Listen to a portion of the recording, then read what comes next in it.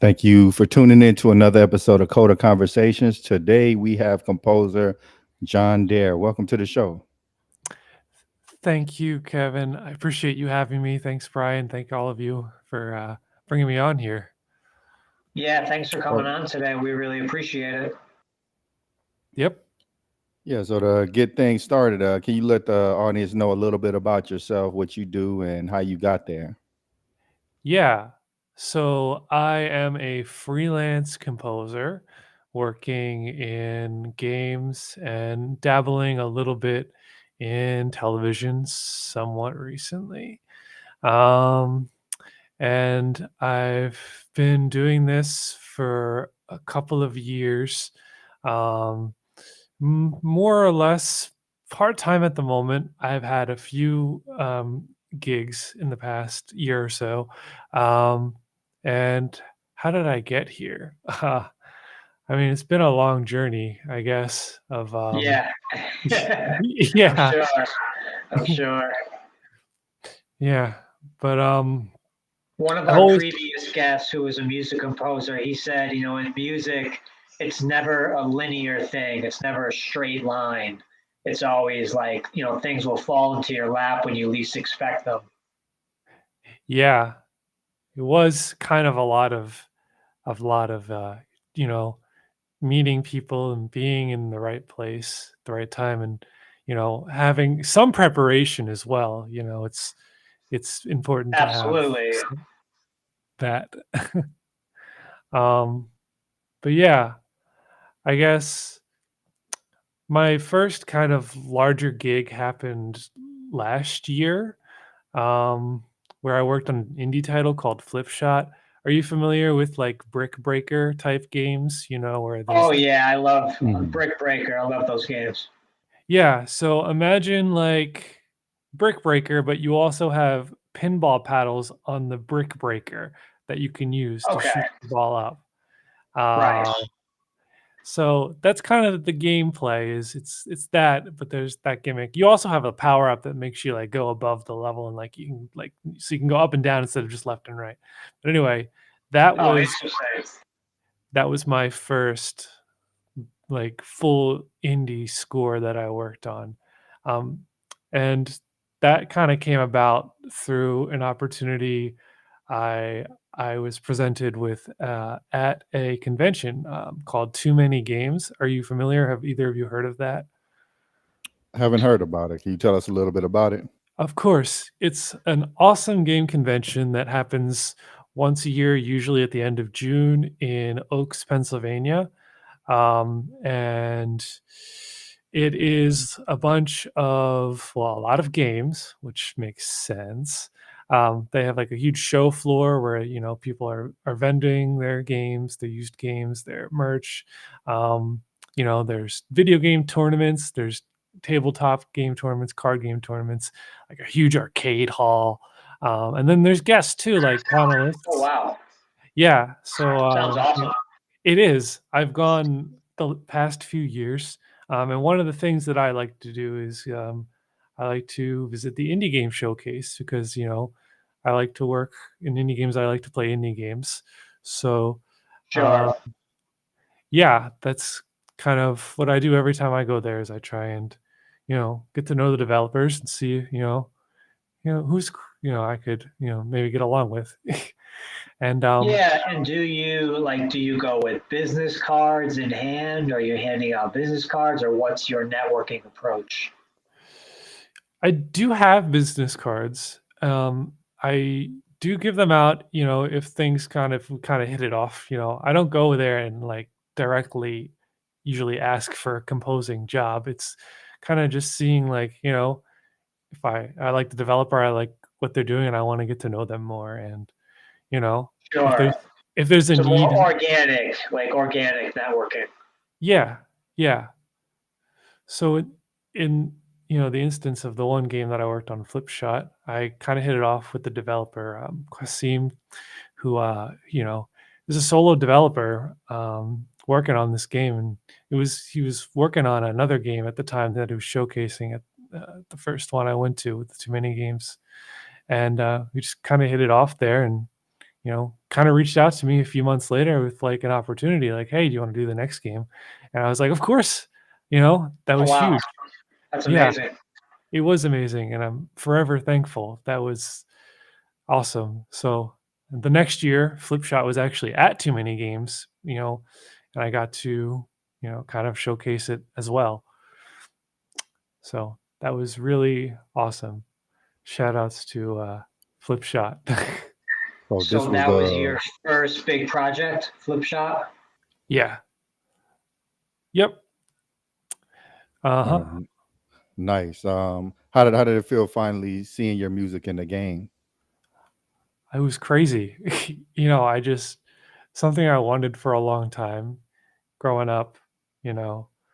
It's kind of the same story like a lot of composers, we grow up playing games, we grow up. I didn't listen to much game like I didn't listen to much music outside of video game music for a long time. Like I would I would listen to soundtracks on YouTube. That would be the music I would listen to when I would listen to music. I didn't Right. really So you're talking like OSTs? Yeah, exactly. For a long time, just that until like late college, like a little bit past college, I actually started exploring artists outside of just video game music, which has been amazing in terms of like, my musical exploration. But there's always going to be a spot in my heart for, video game soundtracks. And that's just my core of my musical being. Along with there are a few artists, like I didn't know no artist before then, but like there's just not as many, Sure, I guess. sure. No, that So makes sense. what were some of the artists that you were into or some of the soundtracks?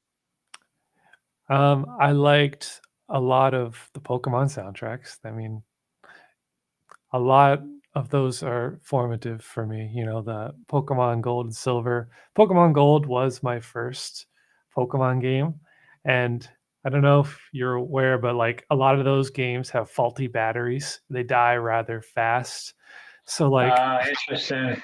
yeah, like the internal battery is a watch battery, and like, yeah, those go.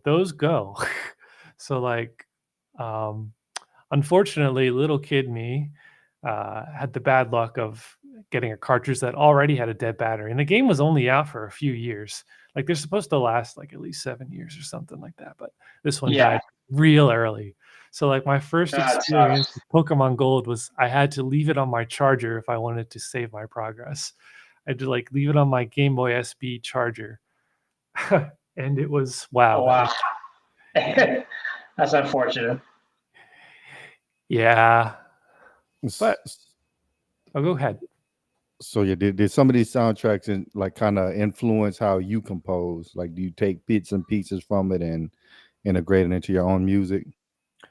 Yeah, I definitely do. Before I even knew any dolls existed, my instrument of choice has always been the piano. That's what I grew up, that was my first instrument that I learned, and it's the one that's my go-to.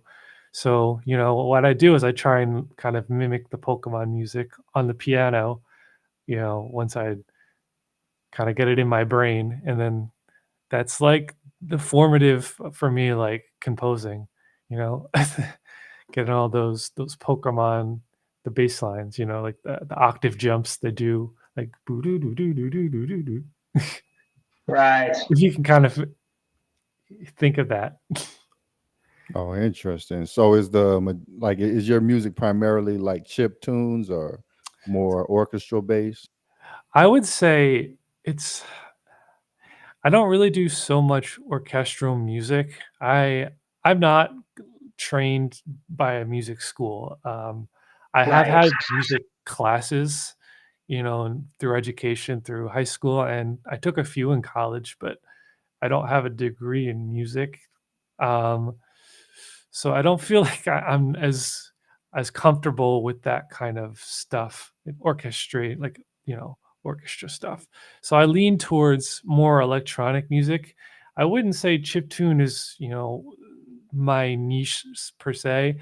I definitely have made a little bit of it, so something that's in my repertoire. But you know, Right. I don't know if you're aware of are you aware of like tracker programs like Fami Tracker or Delphi Mask?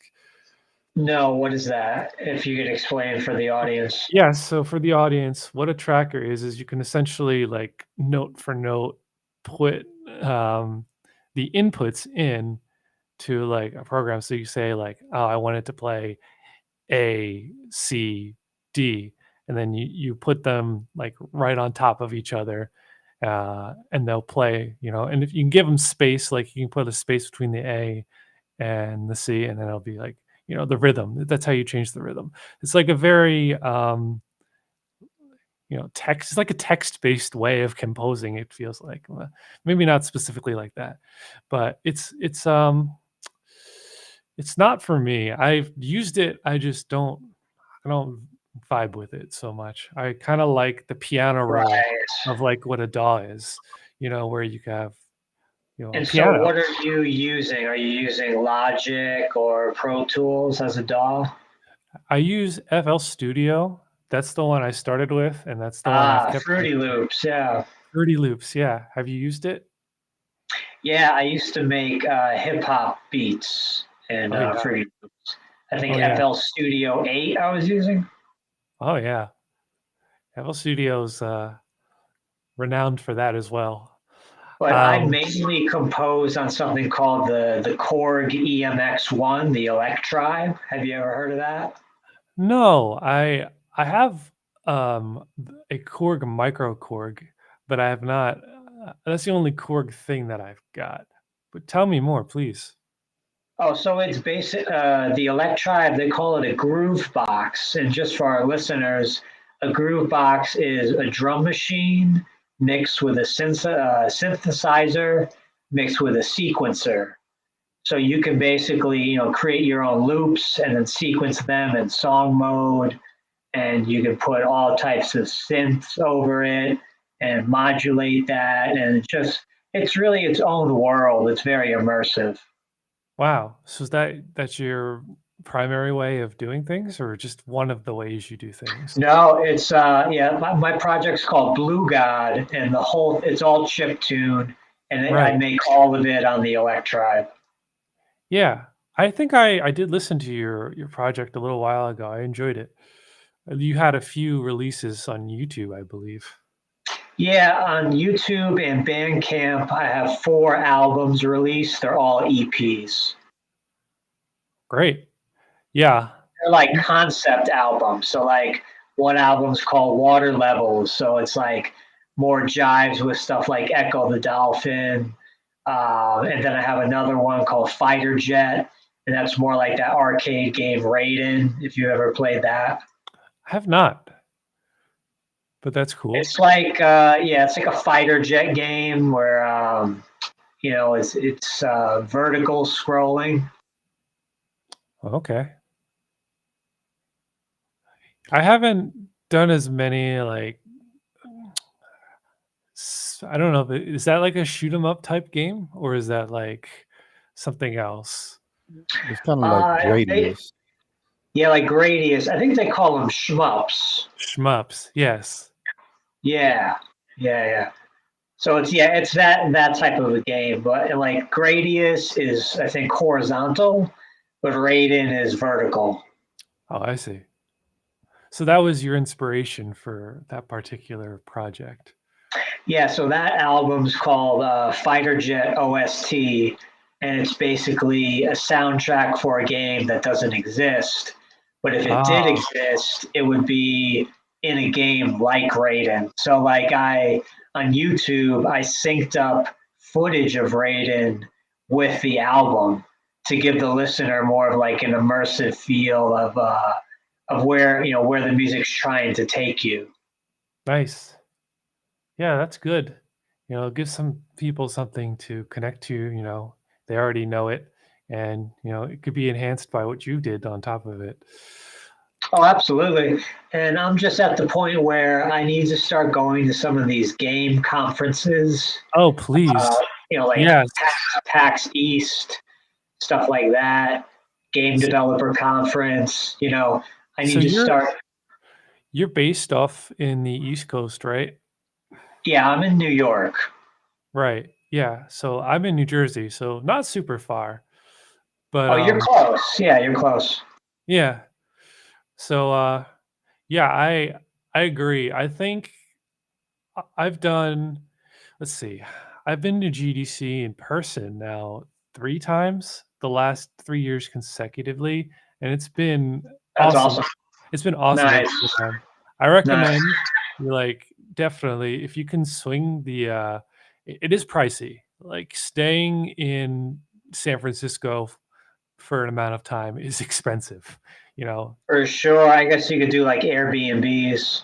Yeah, there are ways to alleviate the price, or if you know someone else is going to go there, definitely see if you can get a shared room if you're comfortable with that. Um, my first year I went there was 2022, and I kind of went there very fresh faced. I had like not really much of a clue with like the whole big gaming networking conference that it was, Like but how the networking actually plays itself out. yeah, I mean, I done a little bit of networking, like, in years past, like, once or twice at, like, an earlier Too Many Games, but I was still, like, kinda new to the whole idea of it in terms of, like, gaming conferences. But, like, I went there alone and I got the Expo Pass, which is the cheapest pass for, like, if you're just gonna go, so I should explain this. GDC is a week long. It's a Monday through Friday event, and Wednesday through Friday is, what's called they have what's called the Expo, which is the expo floor, which has a bunch of vendors showing off stuff. They have events down there. People give out free stuff too, if you're looking for that. I think last year Discord was giving out like a little plushie of their mascot. So Awesome. yeah, Nice. so that's fun. So anyway, there's a pass that's specifically for those 3 days that you can access the expo. It's the least expensive pass that gives you multiple days. But So if that you was the one that you opted for. The yeah, Expo Pass. the first time I went there because that's what Got it. it's Just the cheapest way to go about it, right? yeah. Cheapest way to go about it if you're looking to actually get into the event. I say that because some people actually, and you might think this is crazy, they just go to San Francisco at the time of GDC, but don't have a GDC pass. And you know why? It's because people are there, just like parties are going on. So people are going to parties that are happening, but they don't actually go to the event, you know? Oh, And wow. and people call it free DC. A Wow. fun little thing So it's there. just like they're diving right into the network. Yeah, and that's actually super effective too, Oh, it's because got to be because, like, to me, the most real networking is just getting to know people, building relationships with people. yeah, yeah, and, having a good time, getting, uh Well, and getting they along. always say people work with their friends. People, want to work with people that they like. They don't want to work with strangers that they don't like. Yeah, I agree. I remember I, um I was fortunate to meet some people the first year I went there, alone that were kind of my buddies at GDC. Like, they kinda showed me around. We had lunch together at the Metreon, which is a a local, like, food court that was like a big s in the past, it used to be like a big Sony I think Sony owned it or made it, and they had, like, showcases. Okay, Oh, wow. this is a bit of a tangent or an abstract here. That's all So, right. that's kinda how I operate. I kind of go from thread to thread of my mind and just all over the place. But anyway, so I am a retro game collector. I have, um, a PS2 collection of games. Um, are you familiar with the PlayStation Magazine? Have you heard of that before? It doesn't Yes. exist. Okay, I don't think it exists anymore, but anyway, back in the day, these magazines would come out, you subscribe, they would come with demo discs. Um, Right. I remember those, like, yeah, cool borders, right? Wasn't that one of them? yeah, that might have been, I mean, yeah, they had playable demos of games, and that could have been one of them. I might And have that. like Tekken, I think, was on there. Yeah, and these things are super cool. And you don't get this is one of the things about like physical media dying that I'm sad. It's just like this experience isn't there anymore. Like it would give you so these things for people who don't know would have game demos, right? They would have more than that though. It was like a very passionate thing. Like as soon as you boot the disc up, a lot of them had like unique intro cutscenes that were made specifically for these demo discs. And it's just like, Right, wow, that all this effort was put into right, this thing that people might even absolutely. throw away or not care about. Yeah, like nowadays, like you're saying, what do you have that's comparable to those demo discs? Nothing really. I mean, yeah, sometimes on Steam you can get like a download of a demo, but like you don't get the whole environment. Like there's no cutscenes, there's no like extras where like sometimes you could get bonuses from these things where you like put them in and they give directly to your memory card like some sort of bonus to games that you own, like Right. crazy amount of extra lives or like some content that would be unlocked exclusive. Anyway, wrapping this back up, in one of these demo discs, it featured the Sony Metreon, like back in the day, like footage of it. And I was floored. I was like, what? Yeah. As I was looking through this disc, I'm like, oh my God, I've been there. That's right near where GDC is. And Oh I wow. think, I think they had like a famous, I don't know if it was Bruce Lee, but I think it might have been. He was just there, like signing copies for a game. It's just like, Oh wow. anyway, like if you're going to GDC, the place is history. There's so much crazy gaming stuff going on around there. And like if you're thinking about it, like if you have the means, you should do it. It's amazing for networking. Just got to make sure, you're Yeah, it's talking just to kind of people. expensive. Like you said, San Yeah, Francisco is really absolutely. expensive to stay there. Absolutely. And I understand if that's prohibitive. But Can you go like, do they have a 1 day pass where you just go for like yes, a bulk of the networking or something? they do have a 1-day pass. I think it's the Friday pass. That is the cheapest pass, but it is just 1 day. So if you're looking to just get in Right. there on the Friday, and bear in mind the Friday's a short day, so they cut things off a little earlier than the other 2 days in the expo hall. So Interesting. that is a caveat for sure. But Yeah, yeah, no, I'd love to go. I'd love to go. It's just, yeah, it's pretty expensive to but fly out wait, to San Francisco, there's and more. So there's a program that you can actually do that will pay for your entire pass. They'll give you an all access pass if you do this program. You do have to get in, you do oh have wow, to be accepted. It's called the Conference Associate program or being a conference associate. So what it is it's a program that you can apply for and you can if you're selected you have to do like an essay and you have to be able to commit for the entire week and a little bit more because of training. But if you get in, if right, you're selected, they pay for an all access pass and you get to help run the convention and network with tons of other game devs from the entire from all walks of life, some who are crazy industry veterans who've won awards to people who are students, who are just starting out, or people in between, right. have a little experience, but everyone's kind of looking to network and talk to each other. So like I've done it the past 2 years, 2023 and 2024, and it's always amazing. You know, I can't even describe to you. It's like I'm not even lying when I say it's the most fun week I have all year, every time. Yeah, I can imagine. Yeah. So what exactly goes on at GDC, and is it just like watching a bunch of different presentations, and like when is there an opportunity to network? Yeah. There are a lot of sessions where, it's the typical thing where there's a speaker and they're going over whatever, topic they like to discuss, whatever they had planned. There's a lot of that. Those sessions are important. And if you're looking for that, that's definitely a part of GDC. But there are other things outside of that. Specifically, if you're looking for in GDC networking, they actually have networking like speed networking thing. So it's like speed dating, but networking. So like you sit at a table and they'll give you a few minutes to, chat with someone and then they'll shuffle you around.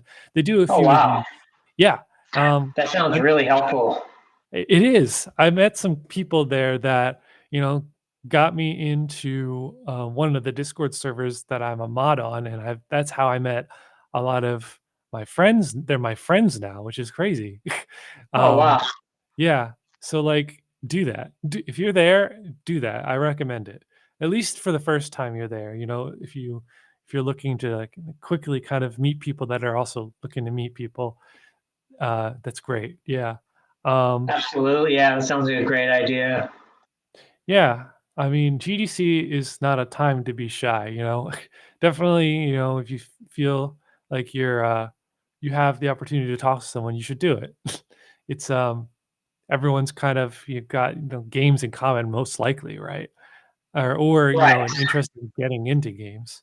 So, You would I think it's think, yeah, if you're at GDC, you at least have some interest in games. yeah. So that is like within GDC, like an established networking opportunity. There's also, um, you know, outside of GDC, there are tons and tons of events that go on, not just like exclusive parties, but like companies know GDC is going on. So they host like mixers outside of the event, like specifically in game audio. Um, there is usually every year a California Pizza Kitchen gathering. There's one near the venue. Yeah. And that Okay. one gets booked because there's it's a very popular event. So that's one thing you could do. The server that I'm a part of called the Game Audio Professionals, or GAP, Pavilion. Sorry, I misspoke.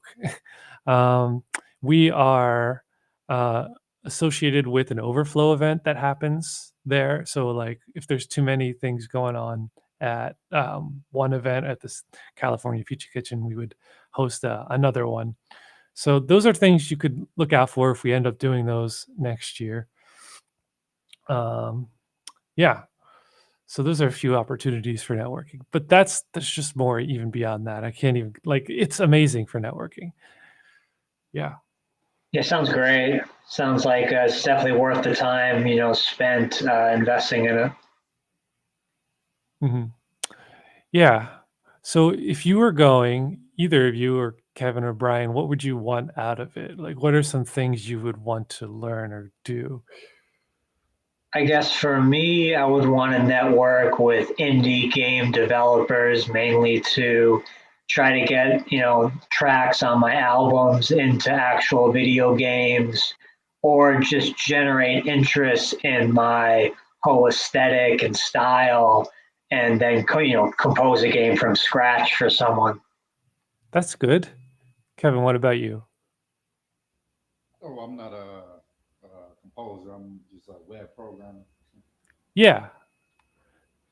But Did you yeah, have like, any? go Okay. ahead. No, no, it's all, you got the floor. Oh yeah, like if I was to go to something like that, probably would be just find interesting guests for the podcast and get their perspective. So yeah, like how would you say one would effectively network at one of these events? You just go up to people and ask about them, or what do you do exactly? Yeah. I think I mean, GDC, well, it depends on the event. So like I was saying about Too Many Games, which is like a mid-sized regional convention. Um, definitely hit up the indie showcase, chat out the devs. Like I said before, like that's really um, you know, the best way to get in there in terms of like, putting a face to a name, if you followed their socials before or something. Because a lot of the time you can see in advance like which games are being showcased. So you can kind of do your homework too and be like, okay, this game looks interesting. Maybe someday I'd like to work with this developer, get to know them better. So you can kind of do that too. Um, but for an event like GDC, um, they do also have indie games showcased there as well. on the expo floor. The expo floor is kind of broken up into several different sections. Um, where there's the big section where there's a lot of like the Microsofts, the Sonys are, um, the Nintendos kind of have some stuff occasionally. And then there's like the indie booths or, smaller game developers from all over the world. In fact, a lot of the time there's like separate areas for separate game developer companies from around the world. Like Switzerland usually has an area. I always So recall. like Japan, is there a big Japanese area? I don't recall if there was last year, but definitely like I remember there's a good variety, and it probably always changes. um but yeah. Yeah, I mean, in general, it sounds like you have a lot of different options to go about your networking. Like, depending on what your personality is, there's Yeah, a networking approach for you. exactly. There is. Yeah, there's definitely a lot to dig into there. And I'd say like depending on what your niche is. So like Brian, you're interested in your composer. So like there Yeah, are chiptune, 8-bit, 16-bit. yeah, so there are a lot of meetups that people throw like independently at GDC. So there's like a garden area right outside of the Moscone Center, which is where GDC is held, and there's usually like talks that are impromptu held by game audio people, like once every day of GDC. So like you should definitely attend those if you're there, because that's how you kind of chat Right, people up. right. Uh, yeah. So aspiring composers or composers out there that don't know about this, you should definitely, if you're going to a GDC, look into that. Look into these meetup events. They've been Now, how amazing. does GDC compare to something like PAX East or PAX West? Hmm. So personally, I've actually not been to a PAX East or a PAX West. I would like to go someday. I imagine the environment, this is just from what I've understood at GDC, is more professionals. There's not as much of people who are like casually into games or gaming culture. It's mostly developers or aspiring composers, aspiring, whatever you like to be in the industry. PAX, from what I understand, is more like the general public. Is that a good read, or please correct me if I'm wrong because I've never been. I haven't been either. I've just heard a lot about PAX East. People are telling me I should go. Yeah, I think it's still a good idea to go. Like I said, I would like to put that on my docket of networking conferences uh, at some point as well. Maybe not this year, but Yeah, I can. from what I've heard, it's less on the indie side. Like, it's there's a lot of like really big companies that are showcasing their stuff there. Yeah, yeah, and that makes sense. Um, there's always something worthwhile, even if you're kind of just going to scope things out, like it depends also what your goal is as a composer. Like I've kind of all of my advice or what I've said so far has been my point of view, which is a freelance composer. But like if your goal is to be an in-house composer, or even if you're a sound designer or some sort of other game audio thing, which there are a lot of, you can go a lot of different ways with this. It's a very expansive Right. profession. So A lot like of different angles you can come from for sure. yeah, so with that being said, it might be worthwhile to go to like an event that has a higher density of AAA developers. If you're looking to kind of chat with people from those, if they're around, yeah, I think that's worth it. Totally. Have you been to a Magfest, either of you? Um, Magfest in the DC area, or if you heard of it? No, No, never I've heard of heard it. of it. I've heard of it before. All right. I feel like I'm giving you a lot of really cool nuggets because this is like these things are awesome. So Well, and Mag, it definitely helps for our listeners because, we have all different types of listeners, people coming from the tech industry, people coming from the music industry, people coming from the game industry. So yeah, it's a nice, variety of viewers that we get on the show. it's exciting. I really hope that this is going to be helpful. So MagFest, if you're not familiar, it's Music and Game Festival. This happens in the Washington D.C. area. Um, every year, usually in January, so it's cold outside. But um, Right. it's definitely a it's definitely a less like it's not like a GDC where it's like super, more professionally minded.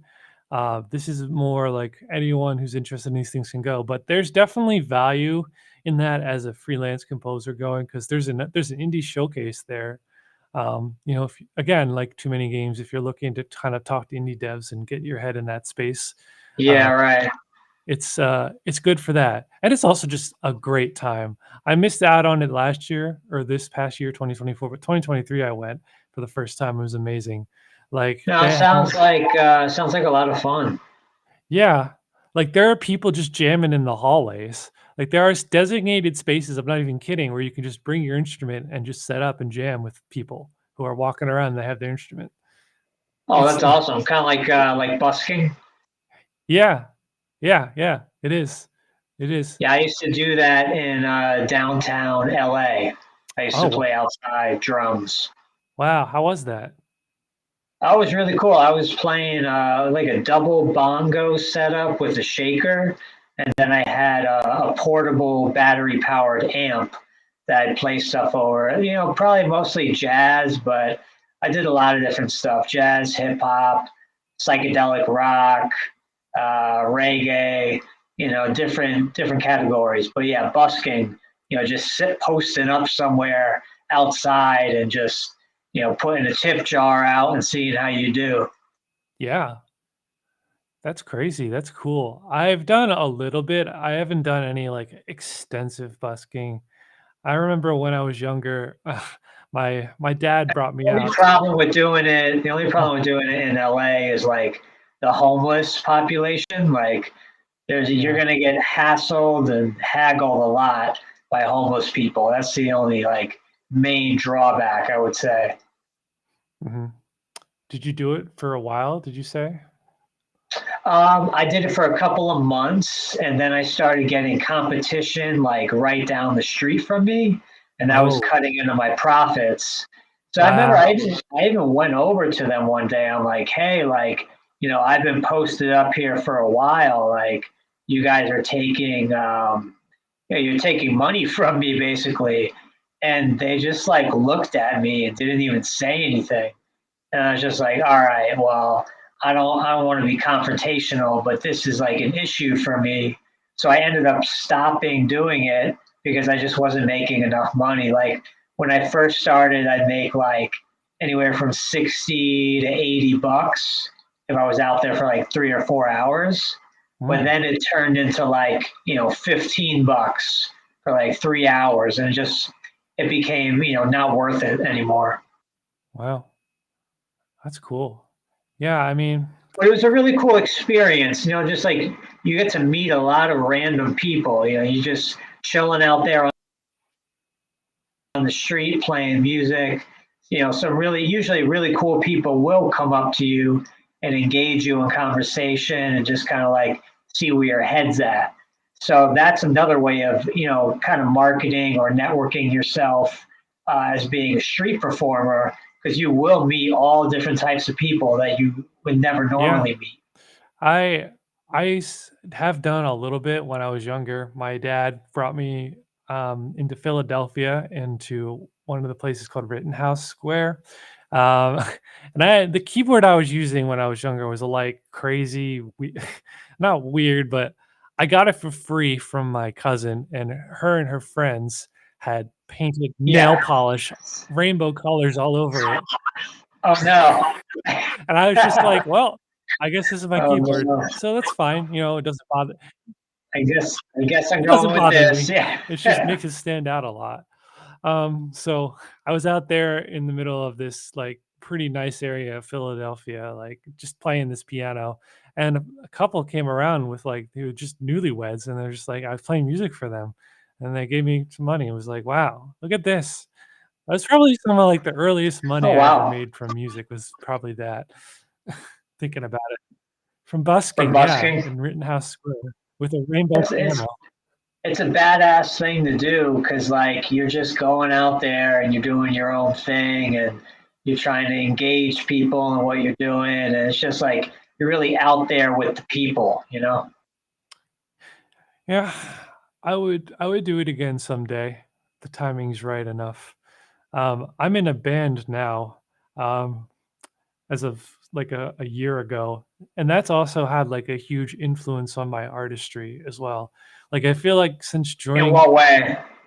I just feel like I'm a tighter musician and a better musical communicator. Like before I joined this band, the band's called Half Soul, HAFSOL. Um, and we're like kind of mellow indie psychedelic rock with like shoegaze, a little bit elements. I don't know.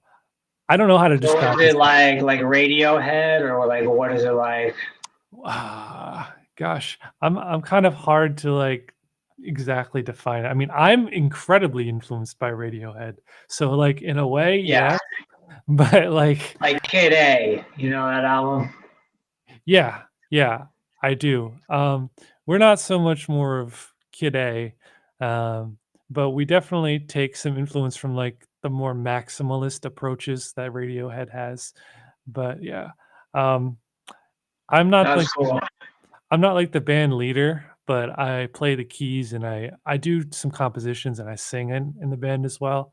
But anyway, that like has made me a lot more confident like with what I play. And like before I joined this band, I didn't feel, this might be kind of shocking, but like I didn't record my piano as much in like my game compositions. I would just like pretty much everything would just be in the DAW and I would sequence most things. But now Ah, I I felt see. like more confident in adding it. So like I encourage you, if you're like a composer and you have ever thought of joining a band, it could probably only benefit you. Or like Yeah, even I just mean jamming like with friends. yeah, like I jam with a progressive rock, jazz type of guitarist once a week. We're actually going to try to get him to come on the pod because he works in the music industry. He does Oh, something nice. called music clearance. So like he clears the tracks to be used in like television or movies or like commercials. So it's kind of like licensing the music, getting the rights to the music to clear it for the presentation. So he does that kind of stuff, but he's a guitarist, and we play like once a week. Yeah.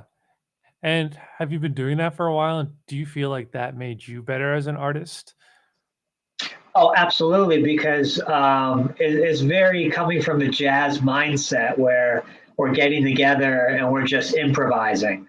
So every practice, we're not going in with like rehearsed songs. We're just going in with however we feel that day and wherever, what direction wants to pull us, we just kind of go with the flow. So it's definitely inspiring as a musician to work like that and I think it does help other areas of my life. Yeah, definitely. So yeah, definitely consider that, if you're listening and you want to make the jump, you should, find at least somebody or some people to jam with. It'll at the very least, be fun. And who doesn't like fun? Exactly.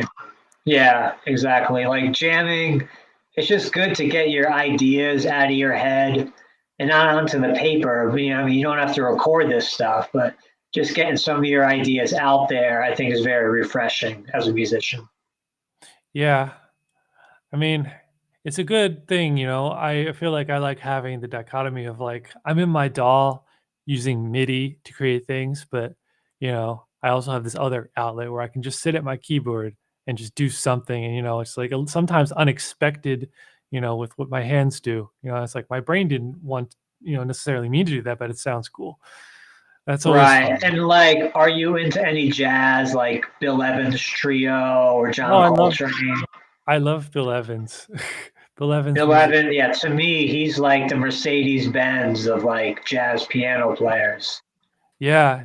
You probably do know about Peace Piece. Do you know about Peace Piece? Yeah, yeah. Peace I Piece. watched, there's a documentary on Bill Evans' life on Amazon. I don't know if you've caught it. It's really well made. I have not. I should look into that. Yeah, I think it's called Bill Evans: A Time Remembered, if I'm remembering it correctly. Mhm. Yeah. I mean, I encourage you, listeners, audience, if you haven't heard Peace Piece, it's kind of very meditative, but it's also it tells a story. Because it's kind of Bill Evans did like a very consistent left hand, movement, but then his right hand's going all crazy, and it's just amazing. It's just amazing. I'm not going to say it changed my life, but I remember exactly when and where I was when I heard it. I was in a parking lot at my old Right. job. Yeah, I mean, so Bill Evans, like they call him modal jazz. Mhm.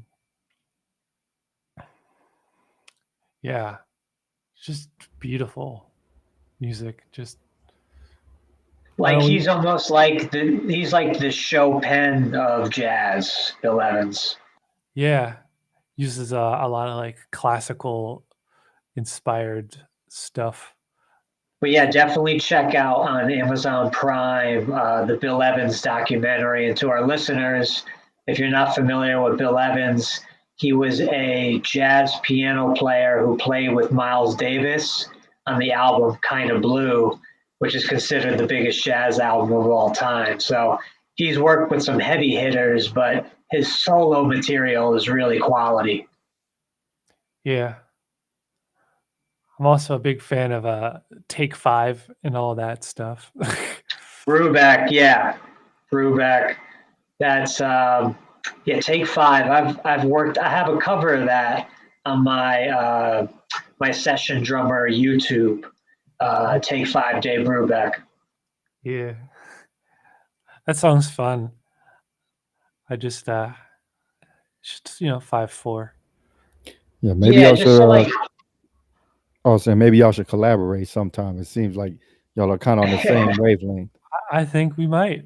and we don't live too far from each other. No, not at all.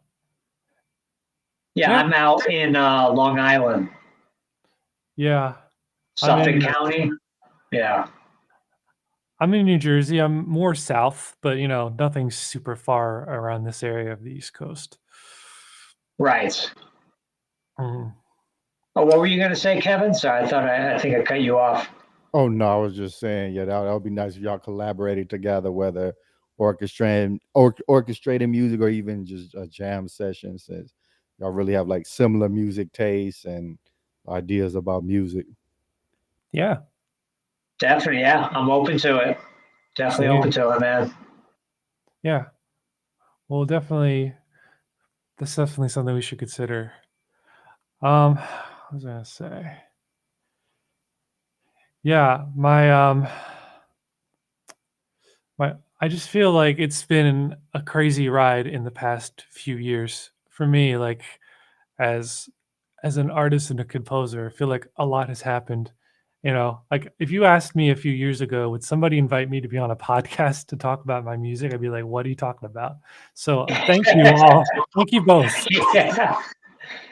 No, we're very happy to have you on the show. I mean, it's like I always tell people sometimes, 'cause I do a lot of the networking on LinkedIn to book the show.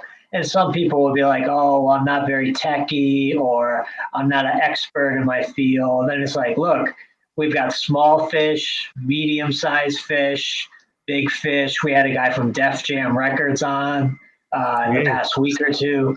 So, we are drawing that, like those whales, that larger talent, we are drawing that, but we're still interviewing the little guy to get perspective on, like, how do you break into your first internship? How do you break into the game industry? Like, just different stuff like that. We're really, me and Kevin, we're trying to facilitate a process where we can help people break down the barriers of getting into stuff like the tech industry or the music industry or the game industry.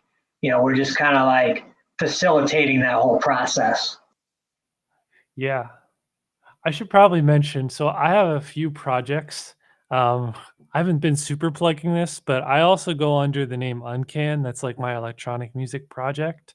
Um, that's what a lot of my earlier like released electronic music is. I'm releasing another album on Friday, actually. It's coming out.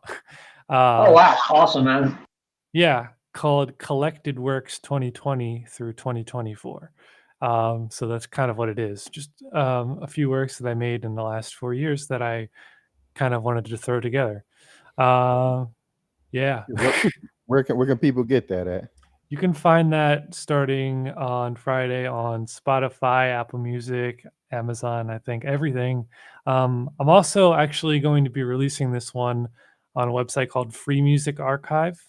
So I've done this in the past with a few of my songs. That's actually how some of my songs have gotten used in some crazy random things in the past, because it's a website where people can go and get music that is free to use in projects with certain restrictions. I will say this one is going to be non-commercial use only, but I do have some on my page that I let people use for commercial. This one is not that, but yeah. Yeah, I was on your page earlier today checking out some of your demo reels and just different music clips, and you really show a lot of diversity. You're kind of going in a lot of different directions, which I found kind of inspirational. Yeah, it's kind of purposeful, but also like I can't help it. Like I like to do different things.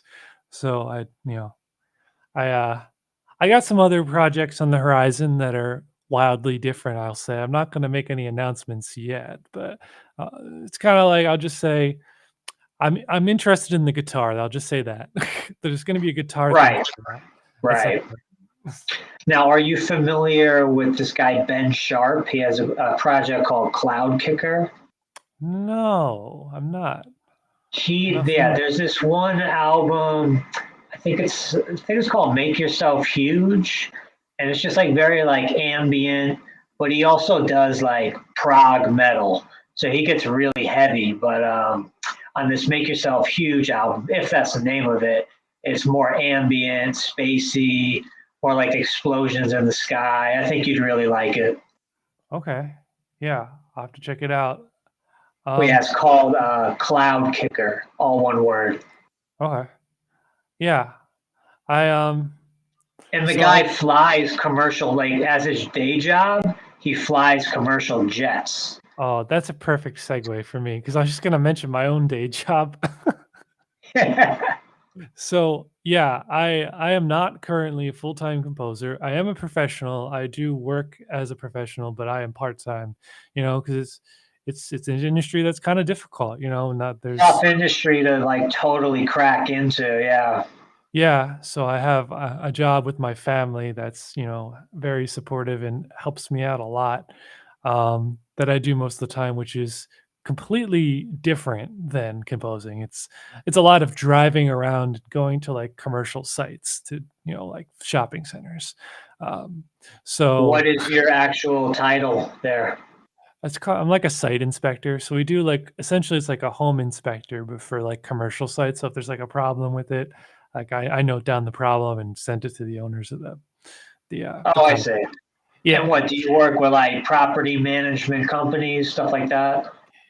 Yeah. The company I work for is mostly involved with like doing landscaping and property maintenance and like sweeping. So like we do these reports to keep everything, if we see any issues we can also help with those issues on these sites. So yeah, so that's my day job in a brief. But the relevant part for composing is, since there's a lot of driving, there's a lot of time where I can listen to music. So I do. In fact, I listen to podcasts. There you go. Yes. So very nice. lots of music podcasts, lots of music. So I'm always looking for recommendations that I can throw on while I'm driving, keep me entertained. So yeah, Yeah. Have you caught any of our old episodes or not yet? I have seen one. You had Owen on here a little while ago. I actually funny. It's really funny because I think I Do you saw. know him? I do actually. Yes, Oh, wow. Oh, wow. Random. it is. It's hilarious. So, and this is a funny GDC connection story. GDC 2023. They had this awesome thing in the expo floor called like the music. There's like a music space where they had musical instruments set up for anyone to play. Anyone could play them. So I did an impromptu cover of Megalovania from Undertale with a bunch of other awesome musicians who were playing percussion. And a guy caught it. I think David, I believe, caught it. And he put it online. It was just like he thought this was the most awesome thing ever. And so that kind of connected with him over that. And then fast forward to the next GDC, um, David recommends Owen to me to meet up with me at GDC because we were both like composers. So then that's how I met Owen. It's just Oh, like, that's so random. yeah. And then I saw Owen was on the podcast. I'm like, oh my gosh, Owen, look at that. It's a That's small really world, right? Yeah. So it's really cool. We'll have to introduce you to a couple of other composers on that's been on the podcast. Yeah, definitely. That's another thing to do. Thank you for reminding me of that. If you're out there and you're looking to do some like informational interviews with composers, a lot of them are willing to do so. Like I'm willing to do so as well. I'm not like a super big shot at the moment, but like I've done some professional work in the industry and I know a lot of composers. I'd be willing to chat with you if you're looking for that, or anyone you could think of. Like a lot of composers are willing to just like set some time to either answer questions via email or actually have like a chat with you on like Zoom or whatever. Insert your service here, whatever you want. Um, that's what I've found to be true. Like I've lost track of the amount of times I've done this. It's just like people are Right. so open, and I think Yeah. a lot of composers will say the same thing. Well, and Oh, that's what nice. I'm finding with like all the networking I'm doing on LinkedIn. Like a lot of people are just, genuinely interested in the show and they want to be a part of it. And it's almost shocking. Like, you ask someone who you don't think would ever be on your show, and then it's kind of an incredible thing. Hmm. Yeah, this is good opportunity for sure. Like this is the first podcast I've actually ever been a part of, and I'm having a great time. So yeah. Awesome, man. Yeah, Wow. well, we're happy to have you on. You Mhm. sound like you've been doing it for a while. Like you're a natural at it.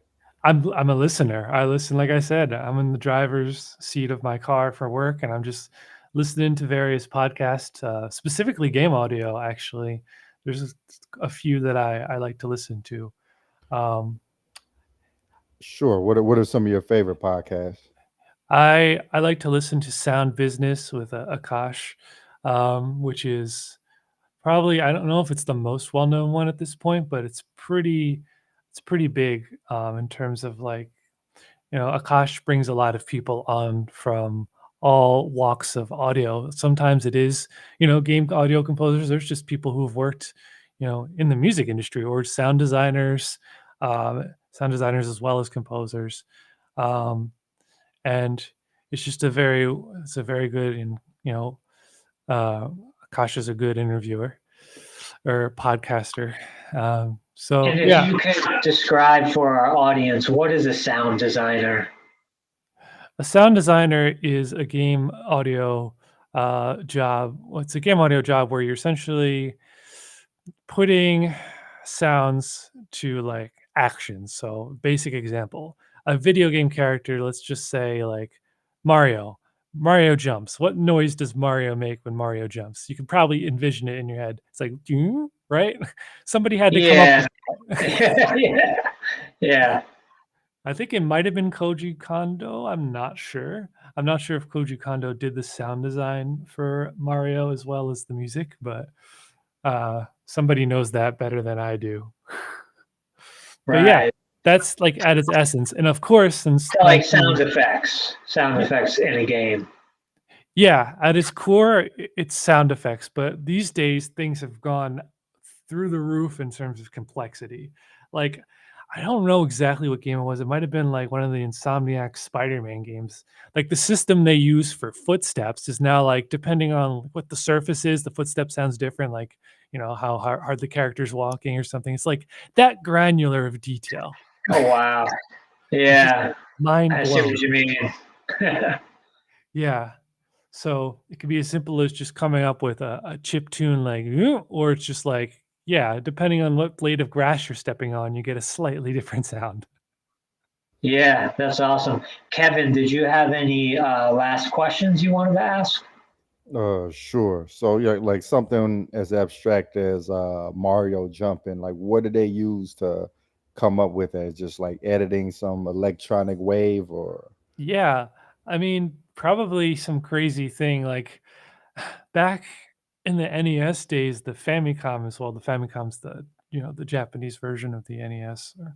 Anyway, yeah. So they were probably working with some crazy like basic computer programs to do this. I don't know exactly how the sound design was done, but I imagine it would look kind of far into what we use today. Probably a lot more complicated and archaic. But it Well, works. look at it modern game now, like the newer Final Fantasies, like the level of sound design that's probably going into those games. Oh, it's probably so in depth. And on top of that, we have programs like Wise and Fmod, which are middleware, which are programs that are like facilitating between the engine and the sounds, like dynamic audio. So like instead of having to handle it in engine, it's kind of taking some of the burden off and making it easier to kind of put these things in program wise. Makes the audio more It's very dynamic. interesting. Very Yeah. interesting. Yeah. So that would be my answer.